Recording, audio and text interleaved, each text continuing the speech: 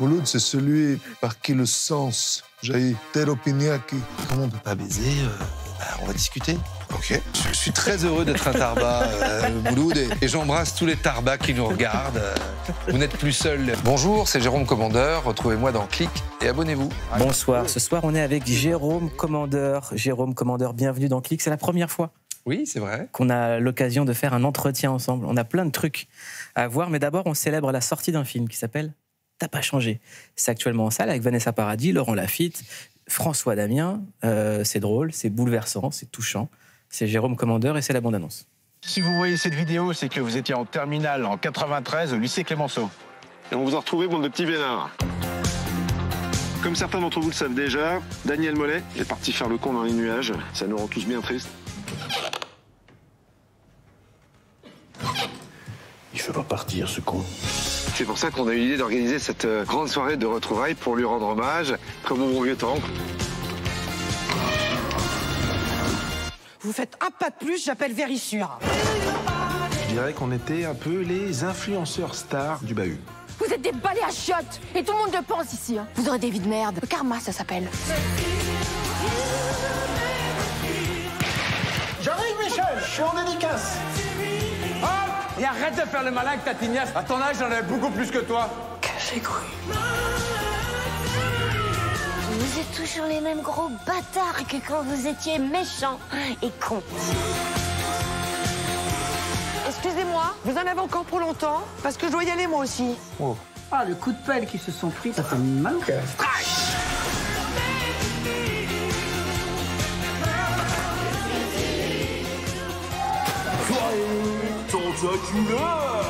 Mon Jérém, c'est un sanguin.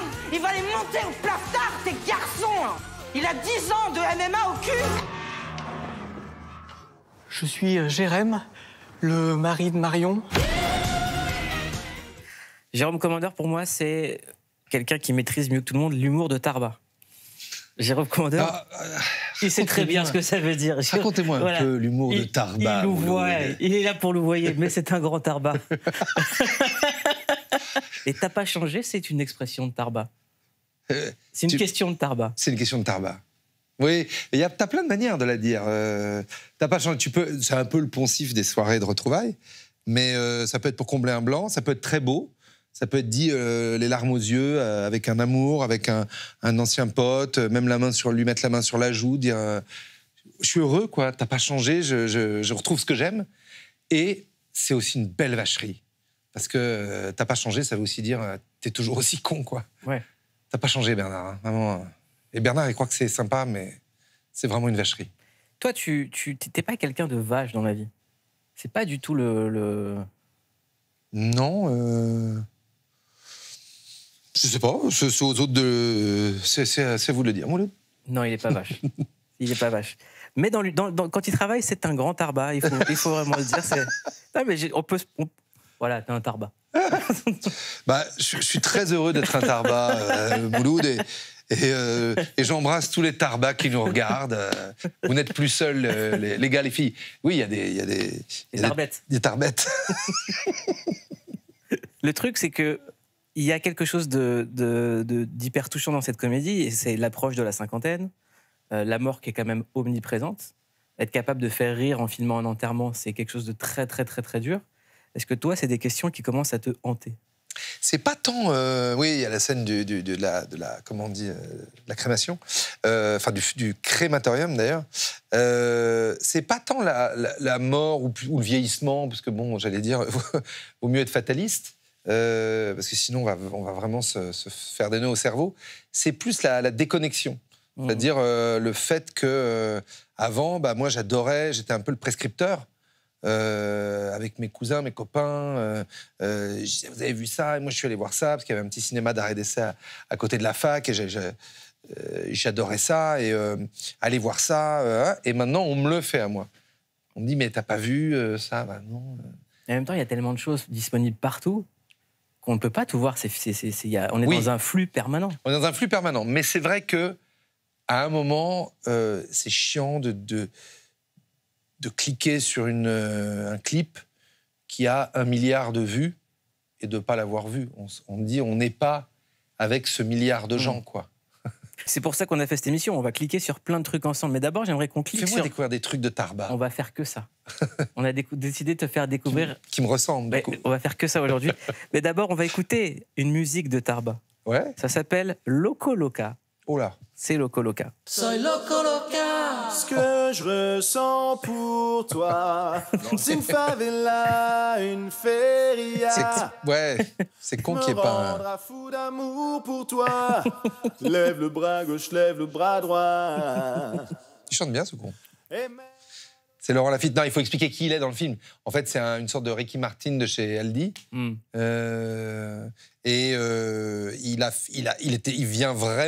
vient tout droit, comme on dit, du Hit Machine de Charlie et Lulu, les années 97-18, Dance Machine, tout était machine.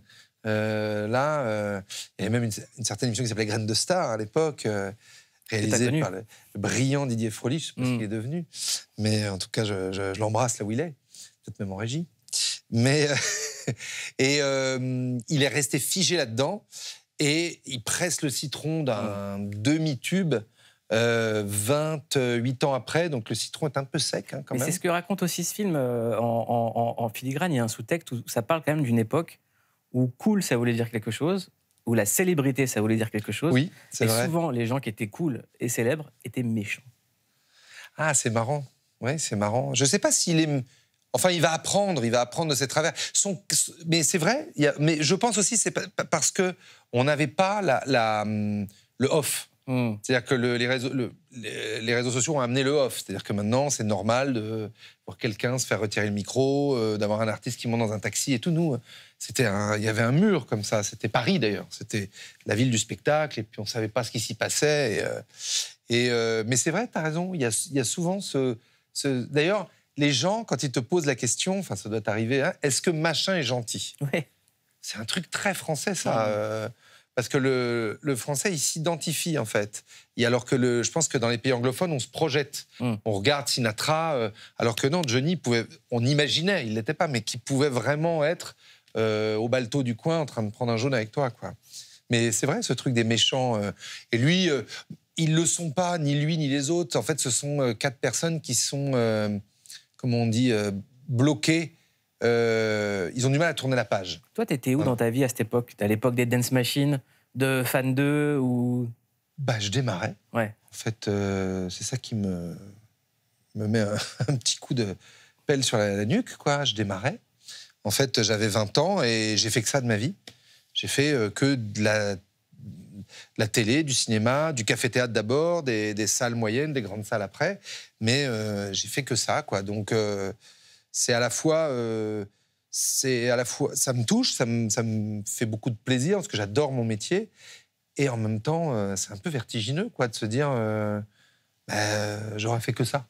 Même si c'est un que ça très multiple. Quand même, ouais. Ouais, mais je me dis, tiens, comme tout le monde, je me dis, et si j'avais été... voilà. T'arrives à dégager de la fierté de tout ça ? C'est pas mon... Il y a trop d'angoisse, quoi. Ouais. Il y a trop de... En fait, j'essaye de me corriger et d'être fier dans le projet d'après. C'est-à-dire que je me dis, tiens, là, ce que t'as loupé là, essaye de le... Voilà, c'est plutôt comme ça. Mais... Tu penses que se contempler serait une forme de pause ou d'arrêt, quoi ?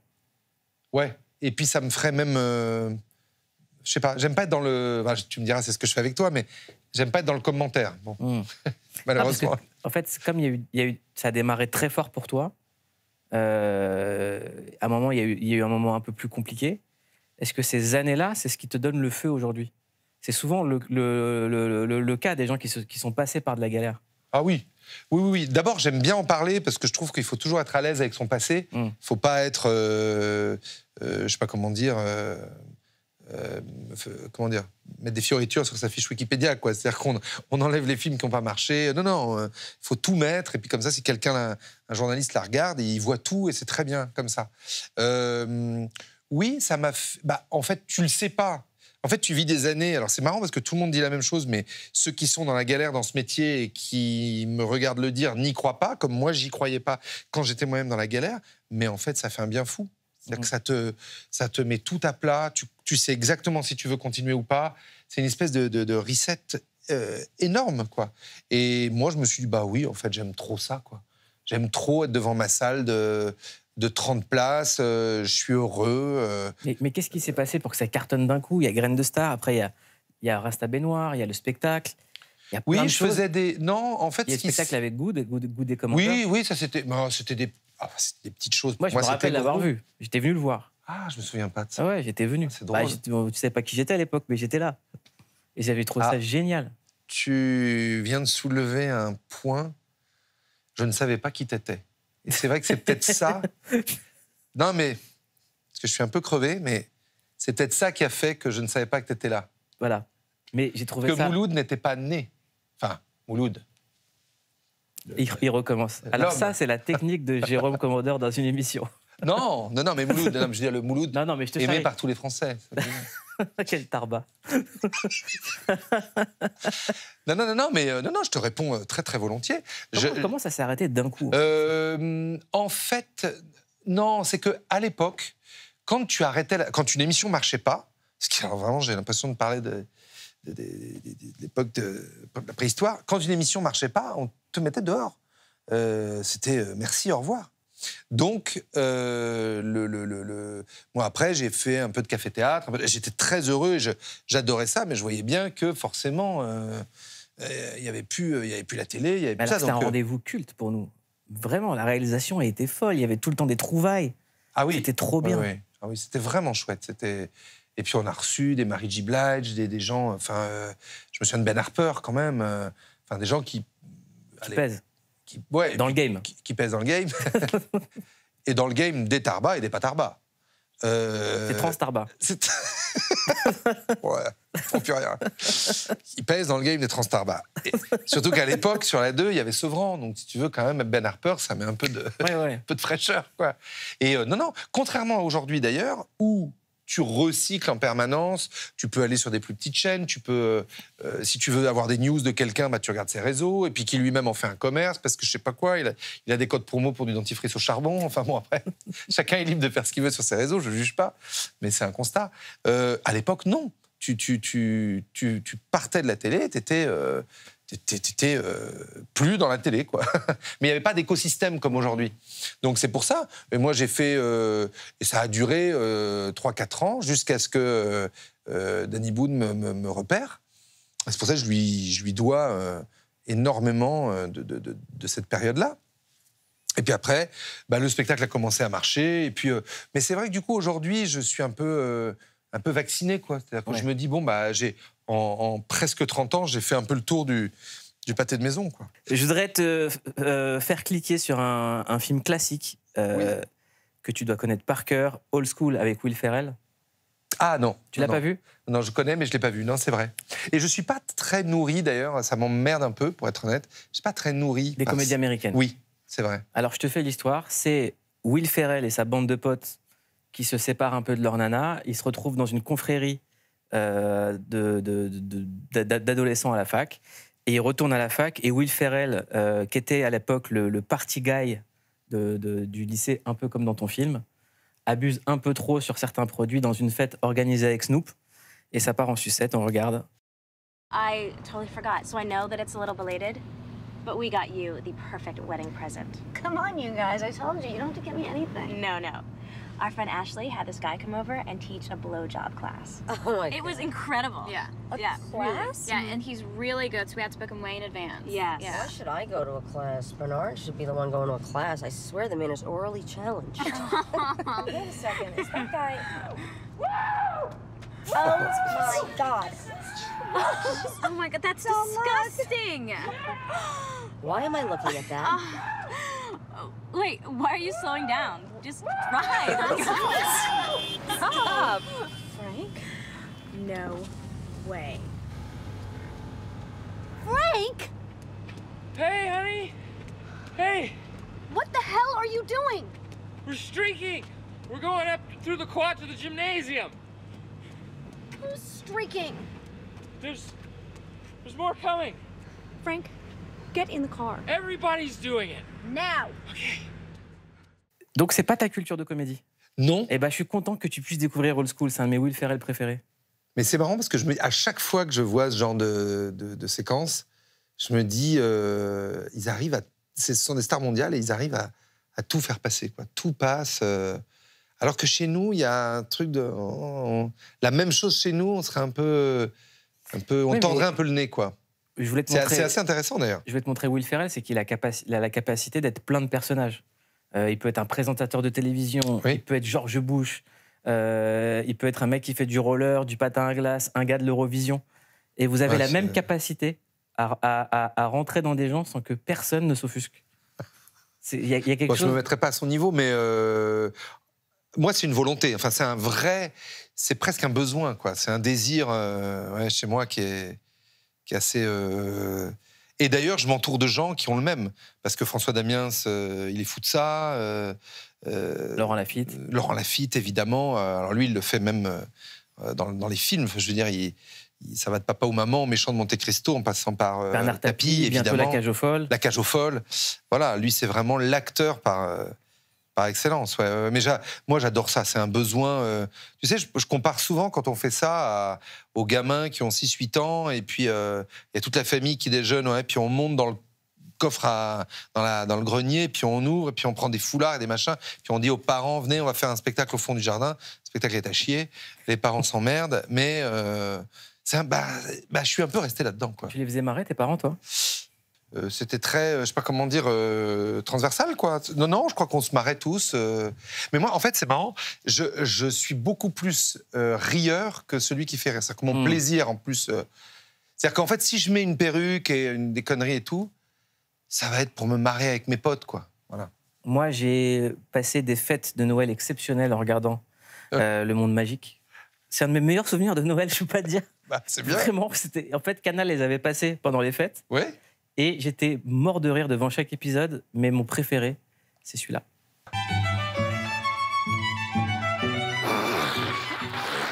Oh, il y a des lardons ce matin. Allez, donne-nous ta recette de Noël, Yves. C'est un créatif, celui-là. On ne sait pas comment elle est foutue, sa caboche. Il a une idée à la minute. Ben, en fait, je me suis rendu compte que... Ah non, oh! Tu vas articuler. C'est pas un pot de départ à la CAF, ici. Allez, tu mets du rouston quand tu parles. Allez, on y va. Et je lâche pas, t'inquiète pas le volume. On y va. Ben, en fait, voilà. Je me suis rendu compte que pendant les fêtes... Ah, c'est bon. Voilà, il y avait des dîners de fête, des déjeuners de fête, mais on faisait pas de petits déjeuners de fête. Donc, j'ai réfléchi à une recette avec les restes de gésier à l'armagnac qu'on fait au saut du lit, quoi. Ça n'est pas pour mon chien. Oh, la vache. Allez, mets les gésiers dans la poêle, Micheline. Oui. Allez. Ah, vache. Voilà. Un coucher militaire. Alors, une lichette d'Armagnac? Allez, mets la lichette. Oh, Micheline, là, c'est quoi ce petit pissou de vieille, là? Allez, on y va. On n'est pas au couvent des oiseaux, Micheline. Je ne passe pas Bayrou, là. Oh, putain. Voilà. Alors, surtout, vous respectez bien, hein? Feu doux, comme on a dit, sinon ça cuit trop vite. Moi, ce que j'ai envie de comprendre dans ton écriture, c'est l'économie de mots. Oh, ben là, elle parle, hein. Oui, mais c'est-à-dire qu'il n'y a pas un mot en trop. Ça tombe, quoi, c'est précis. Ça tombe, mais surtout, il faut que je parle 30 secondes de Benjamin, qui, moi, me fait tellement rire, mais on est de plus en plus nombreux, et c'est que justice, parce que, mais quel mec, d'abord d'une gentillesse folle, et c'est drôle, c'est tout ce que j'aime, en fait. Il est grinçant, mais c'est même, c'est presque méchant, quoi, et c'est tellement bien croqué, tous ces personnages et tout. Et là, vraiment, on voit nos yeux, mais on pleurait, quoi. C'est-à-dire que ça devient jubilatoire, quoi. Et aussi rendre hommage à Maïté, qui nous a quittés. Et Maïté, et beaucoup de gens ont cru que la comédienne à gauche, Claudine, était Micheline, mais Micheline aussi nous a quittés il y a bien longtemps. C'est-à-dire que chronologiquement, ça peut pas être... Les gens, ils n'ont pas capté. Non, c'est pas de l'IA. Ils n'ont pas essayé. Voilà. Parle-moi de ta passion pour Nikos. Ah! Parce qu'il faut les aimer, les personnages qu'on fait. Oui, moi j'aime bien dire,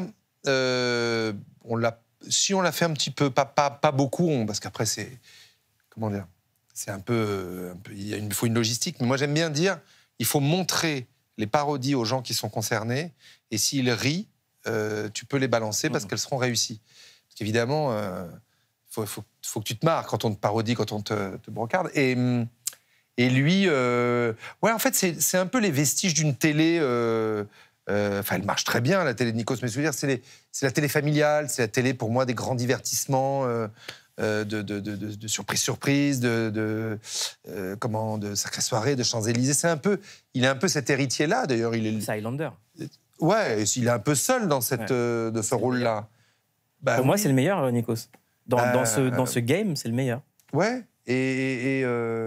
donc c'est vrai que j'ai une... Non, mais ce que j'adore chez lui, d'abord, il a pris la parodie avec beaucoup de plaisir, mais ce que j'adore, c'est qu'il démarre une phrase et il sait pas où il va. Donc, ouais, Mouloud, c'est l'homme, c'est celui...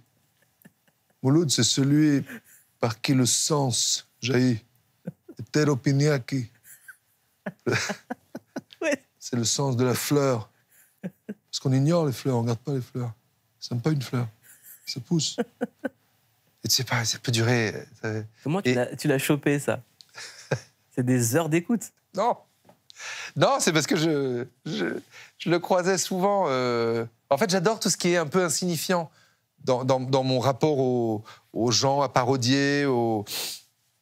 Et souvent, je le croisais à Europe. On est resté longtemps à Europe et il avait un bureau pas loin. Et j'avais remarqué, comme il adore la famille, toujours ça va, papa. Ouais, ça va. Maman. Ouais, ça va aussi. T'as une sœur, je crois. Ouais. Va bien. Ça va. À tout européen. Ça faisait du monde. Hein. Mais c'est Nikos, on l'aime. Et du coup, j'ai chopé ça, les racines grecques, tout ça. Tu as été un présentateur exceptionnel, haut en couleur et en style, dans le Flambeau. Venez vers moi, Marc. Venez. Bienvenue sur cette île de Chupacabra, Marc. Qu'est-ce qui s'est passé? Vous avez perdu tous vos cheveux. Vous avez eu des soucis? Alors, non, vous confondez avec l'animateur de La Flamme. Moi, je suis celui du Flambeau. C'est une autre émission. Donc vous n'êtes pas la même personne? Je crois. D'accord. Alors qu'est-ce qu'il est devenu, l'animateur de La Flamme? Vous l'avez mangé? Vous l'avez mangé? Rien qu'en 30 secondes avec vous, je me dis, il a dû en chier. Oui. Et je me souviens plus, il faudrait, je lui demande à Jonathan, je crois qu'il m'avait caché le « vous l'avez mangé ». Et du coup, on voit dans mon œil que... non, c'est pas vrai. Sujet sensible. Oh bah, vous l'avez mangé, dis donc. Oh. C'est quand même Vincent de Dienne, c'est un beau morceau, quoi. Bon steak. C'est un bon steak, Vincent. Non, mais c'est un souvenir... Qu'est-ce que... Alors, ouais, j'ai vraiment... C'est rare d'être dans un truc où on se dit qu'on va faire que les couillons. Voilà. On s'en fout. Surtout, il faut parler de ses looks. Ouais.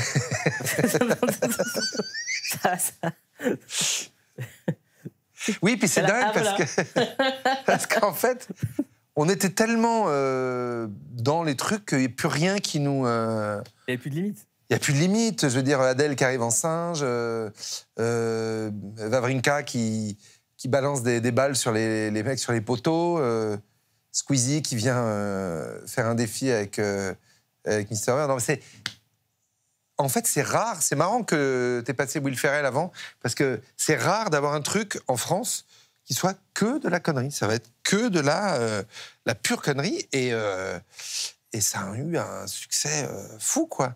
Donc, comme quoi, les gens... Non, mais pour les décideurs de télé et tout, oui, on peut faire des formats d'humour en France et aller loin. Et ils marchent, quoi. Bah, la preuve avec le Flambeau ou le Monde Magique. Le Monde Magique, ça a cartonné aussi. Ouais, il a bien marché, ouais. Est-ce qu'il y a une suite? Bah, je vais voir, j'ai la chance de pouvoir varier les plaisirs, donc oui. J'aimerais bien, en tout cas, mais un peu plus tard. Ouais, là, je vais... Les derniers trucs que tu t'es noté en disant ça, je vais me le faire.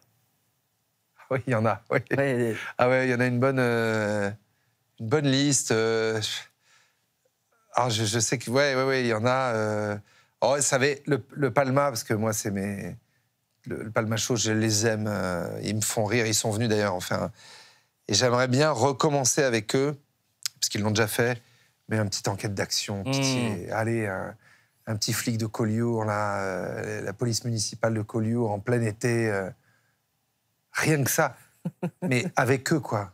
Non, mais tu sais, tu te dis, allez, vas-y, viens, toi, et venez, on va faire ça, quoi. Allez, vous pouvez pas dire non. Et puis je sais que... Oh, bon, allez, OK.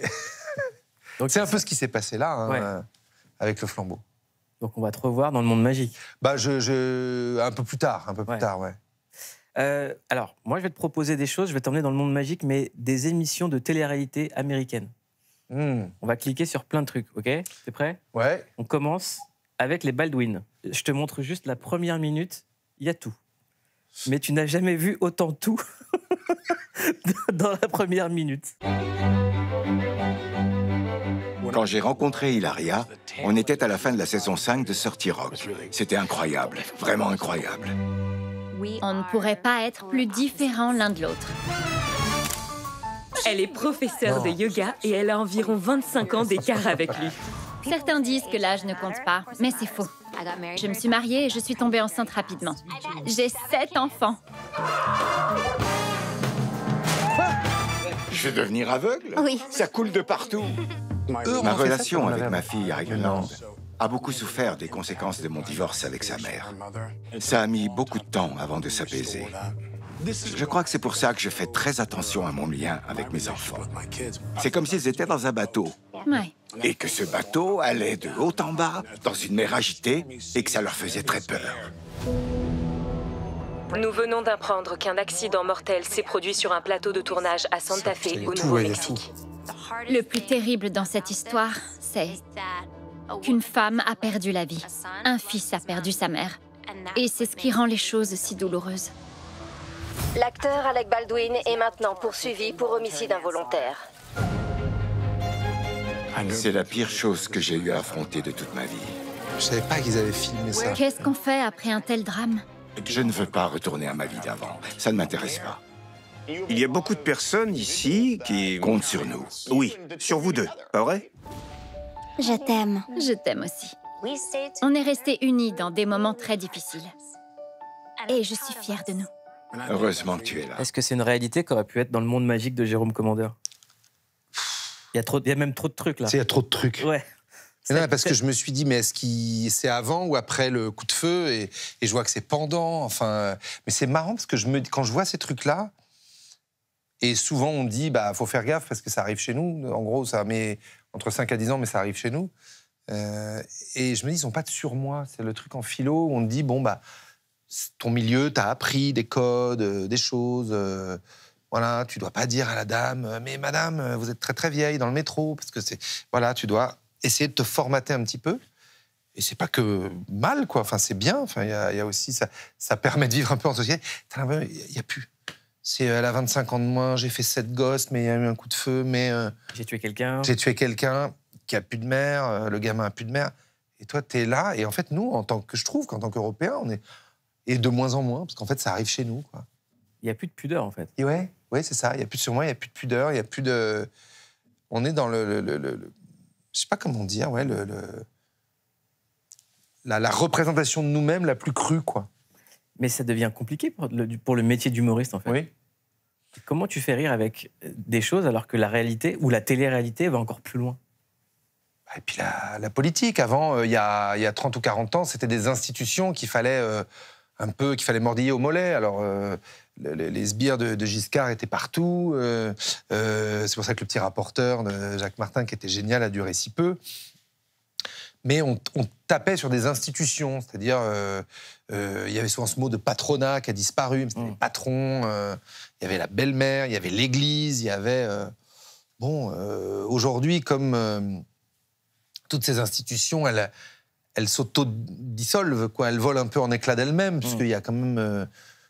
Trump a fait une vidéo où il chie sur son peuple, quand même. C'est passé un peu inaperçu, d'ailleurs. C'est pour dire à quel niveau de méta-société on est arrivé, donc... Mais je trouve que même le fait qu'on accorde autant d'importance aux paroles des humoristes, c'est un mauvais signe pour la société. Bah oui.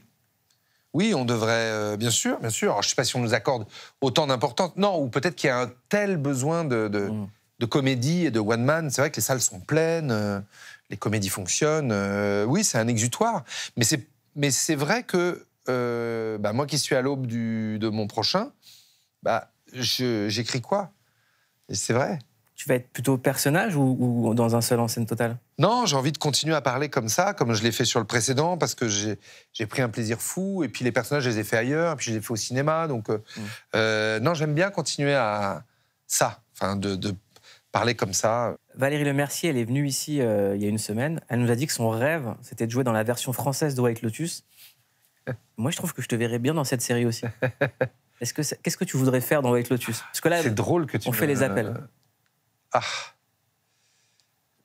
oui, dans la version... Alors, attends. La version française. S'il y avait une... Si on faisait une version française... Non, il y a une saison 4 qui se fait à Paris.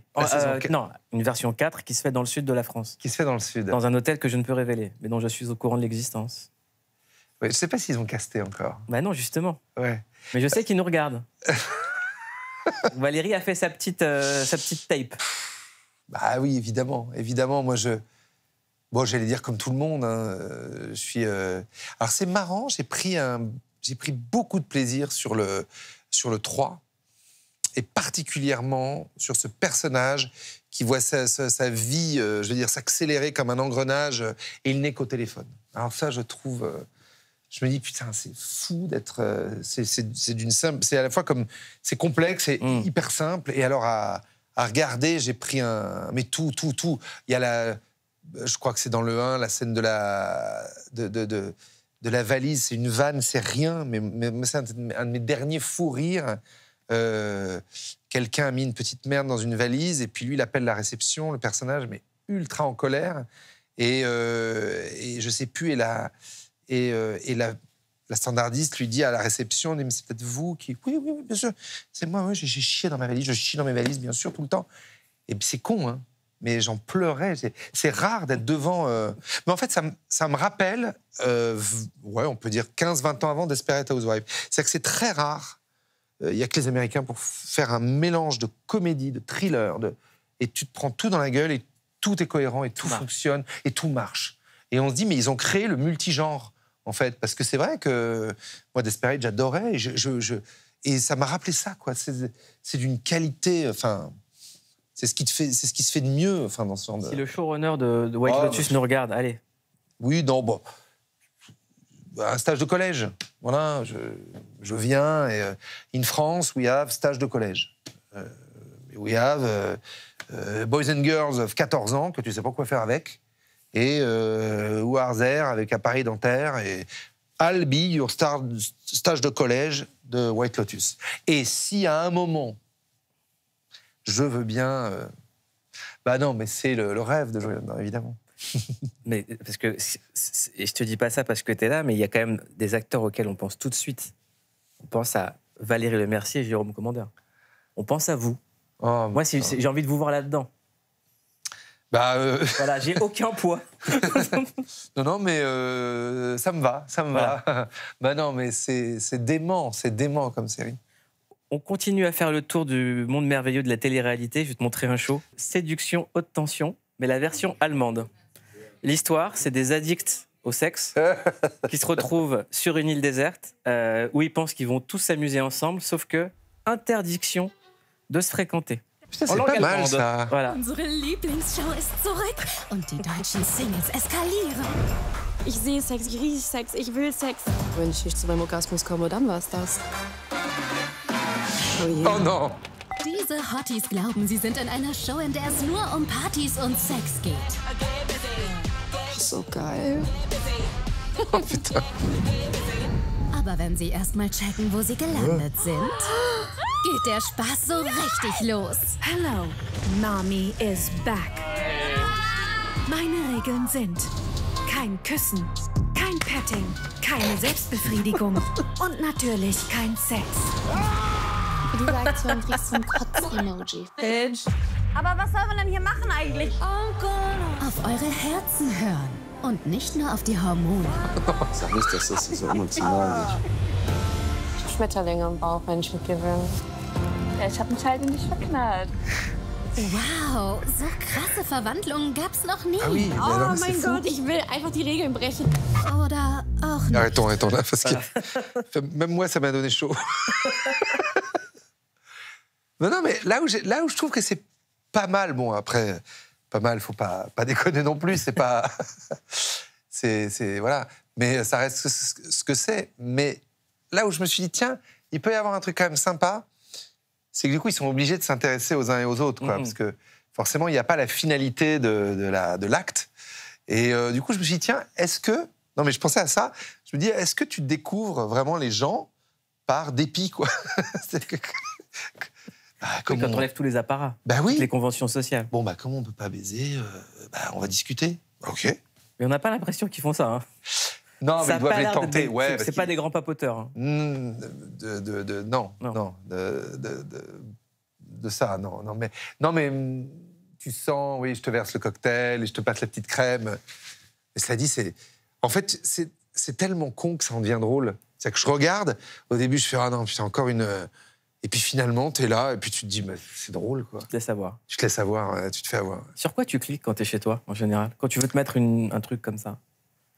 Ah, moi, j'ai un petit plaisir coupable. Ah ouais, j'ai un petit plaisir coupable.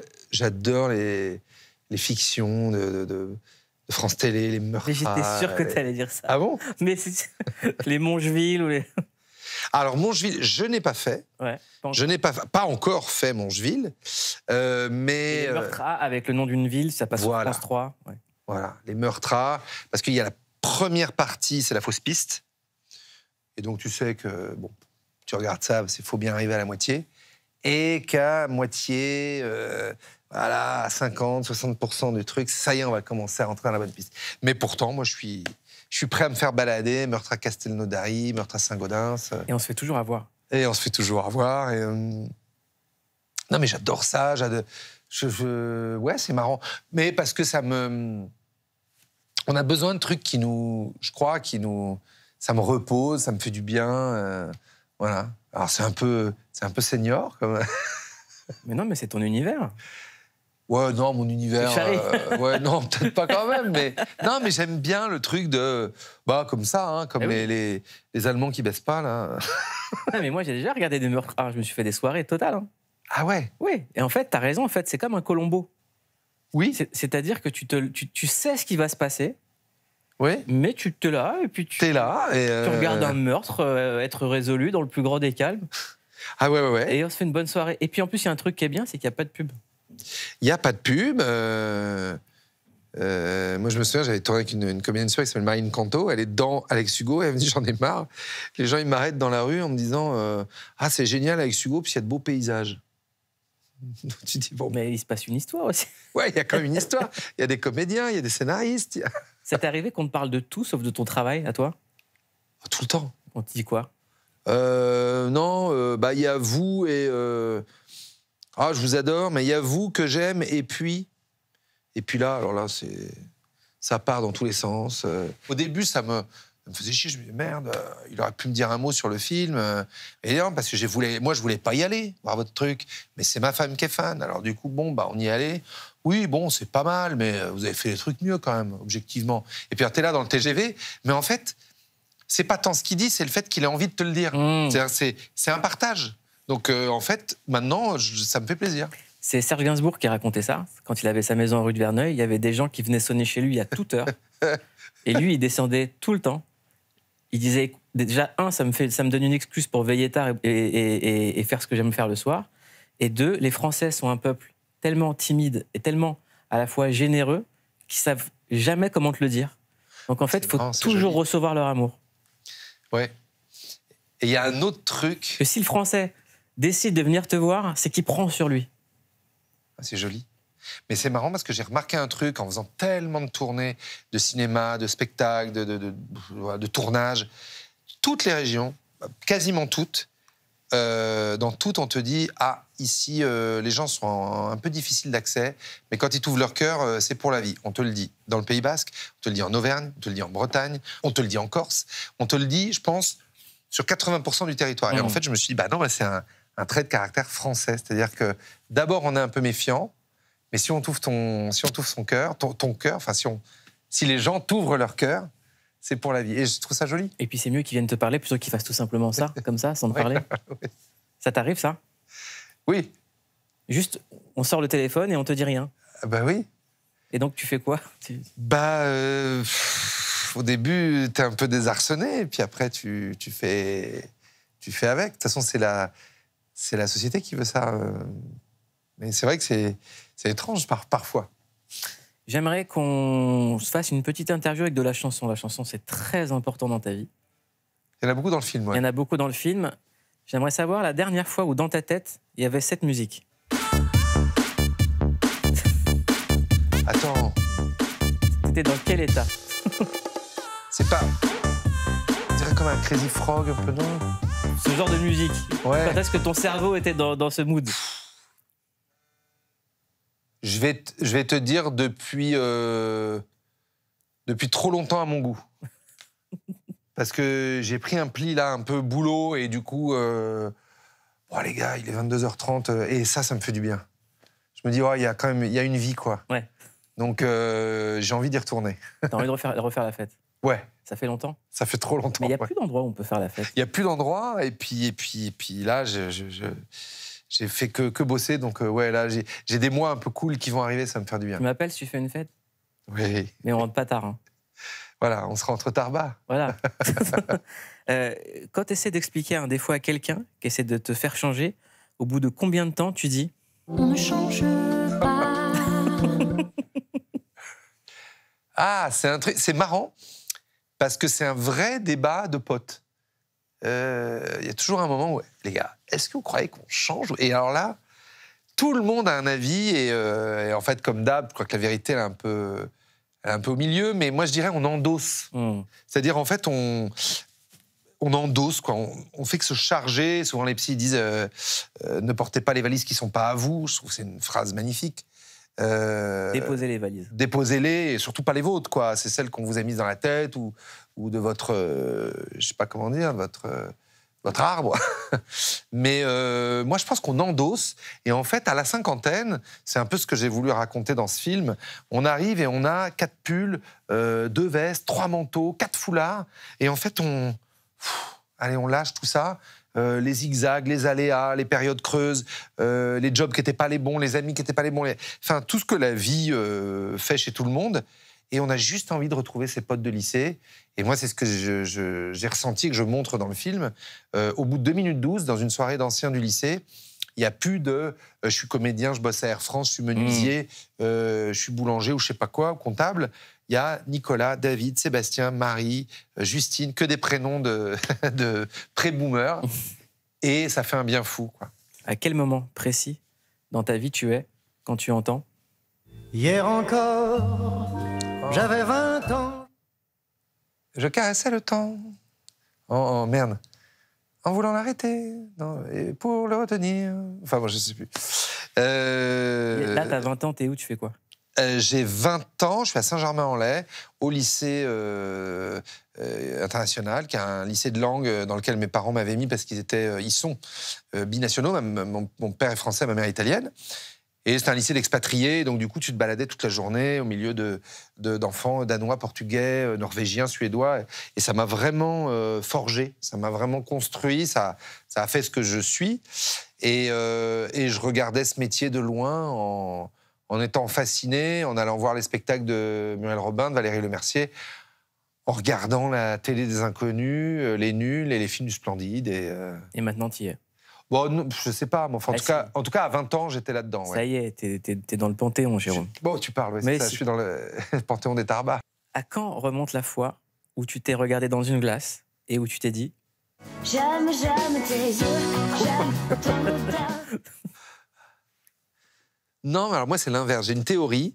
Je trouve que c'est ce qui est magnifique et ce qui nous réunit tous, c'est que je pense qu'on est peut-être, allez, on va dire 5 ou 6 milliards sur Terre, enfin, je sais pas, 70%, à se lever tous les matins, à aller faire pipi, qui est à peu près la première chose qu'on fait dans la journée, et à se regarder et à dire, allez, encore une journée avec ça, quoi. Parce qu'on a tous un vieux t-shirt, un caleçon sans forme, et j'adore cette idée que le monde entier, des plus grands dirigeants jusqu'aux classes les plus populaires, ben on démarre tous la journée pareil. Et j'y pense vachement souvent. Est-ce que toi, tu t'aimes?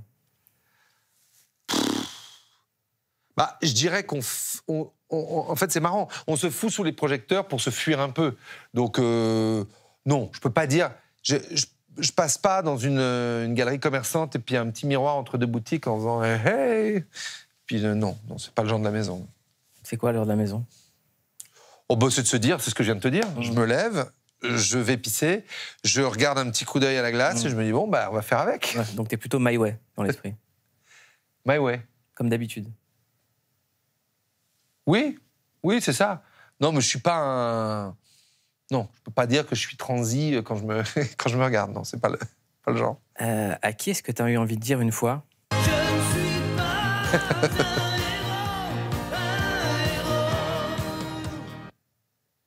Je fais juste une petite parenthèse, mais c'est des moments de télé cultissimes, mais ça s'appelait Antenne de midi, il est en cuir, il sait pas trop ce qu'il fout là. Avec Mitterrand. Ouais. Et Mitterrand lui dit comprends en futur, en presque animal de télé, parce qu'il a compris après la télé Mitterrand, mais il était raide avec. Et il dit non, restez, Jean, il se passe quelque chose. Il dit restez. Et Balavoine ne sait pas s'il doit se barrer ou pas. Et il dit la jeunesse se désespère. Et c'est comme ça qu'elle devient violente. Et c'est un moment de télé mais extraordinaire. On ne peut pas écouter Balavoine si on n'a pas ce moment de télé en tête. Et c'est tous les jours, c'est ça. Enfin, c'est mon histoire du gars qui se lève et qui se regarde dans la glace, quoi. Ah non, c'est pas la dernière personne. Et puis c'est ça, ouais. C'est la vie, quoi. La dernière connerie. D'ailleurs, pardon, on me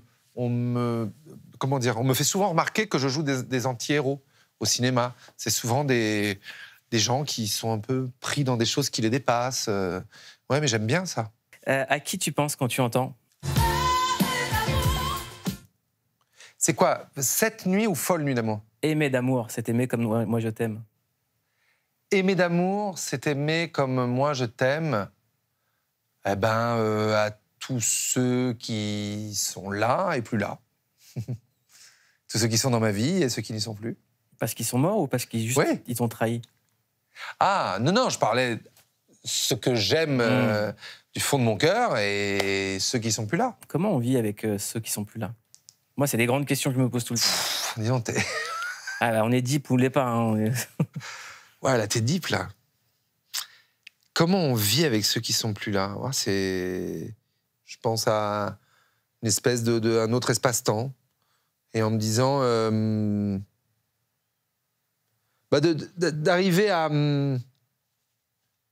d'arriver à penser que leur destin...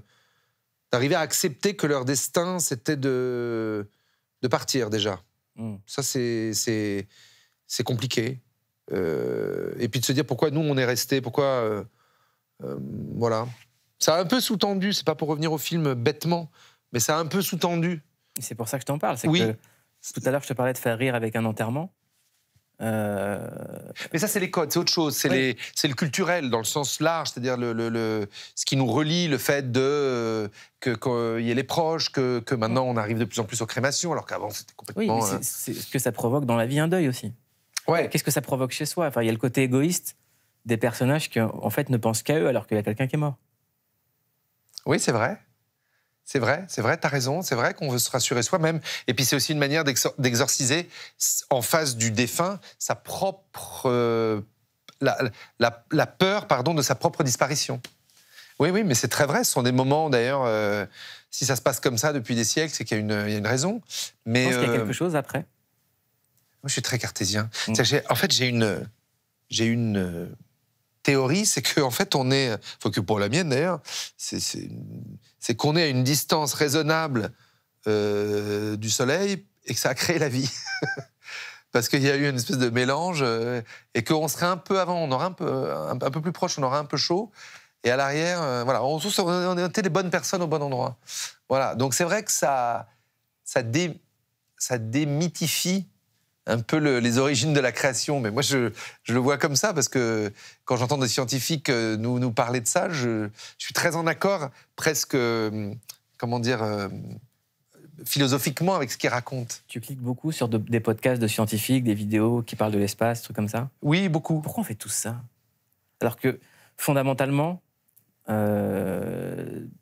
je comprends pas tout ce qu'ils disent. C'est qu'on ne peut pas maîtriser l'infini. Ouais. Donc, je pense que c'est pour ça c'est certainement pour ça qu'on a créé un être supérieur. C'est qu'il fallait... d'ailleurs, c'est drôle, parce que chez les Juifs, on se coiffe, comme si l'être supérieur nous était presque palpable au-dessus de nous. Et je pense que c'est parce qu'on... Moi, je me souviens d'une copine, on parlait de ça dans le bus, et elle me disait, oh là là, arrête, j'ai trop pensé, j'ai mal à la tête. Et c'est vrai, c'est des sujets qui sont insolubles. Donc ce sont ceux-là qui nous... En fait, je pense qu'on ne supporte pas dépasser on ne supporte pas être face à notre propre incapacité de le penser. À quel moment est-ce que tu te dis que c'est beau la vie? La dernière fois où tu t'es dit ça? C'est marrant parce que cette génération-là, C'est beau la vie, Jean Ferrat, qu'il donne ou qu'il écrit pour Isabelle Aubray dans le film.